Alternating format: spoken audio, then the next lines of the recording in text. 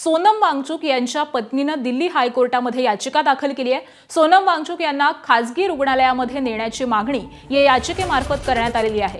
कालच सकाळच्या सुमारास दिल्ली पोलिसांनी त्यांना रुग्णालयामध्ये दाखल केलेलं होतं आणि त्यानंतर सोनम वांगचुक यांच्या पत्नीची प्रतिक्रिया देखील समोर आलेली होती आणि आजच त्यांनी दिल्ली हायकोर्टामध्ये याचिका दाखल केलेली आहे आणि त्यांना खासगी रुग्णालयामध्ये नेण्याची मागणी या याचिकेमार्फत सोनम वांगचुक यांच्या पत्नीनं केली आहे।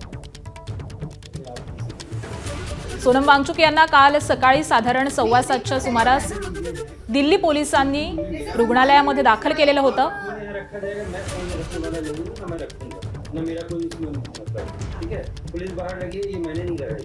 जो भी हुआ है मेरा जो काम है इलाज मेडिकल बारे में बात कर सकता हूँ बाकी चीजें I am not answer right there is nothing else happening. Why are we not allowed to take our phone upstairs? Why are we not getting a digital copy of the medical report? तर आत्ताची एक मोठी बातमी आपण पाहतोय। सोनम वांगचुक यांच्या पत्नीनं एक याचिका दिल्ली हायकोर्टामध्ये दाखल केलेली आहे।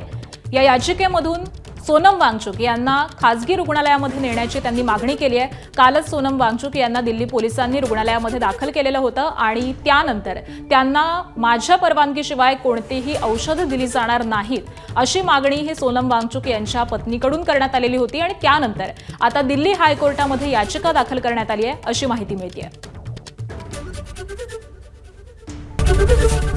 एबीपी माझा, उघडा डोळे बघा नीट।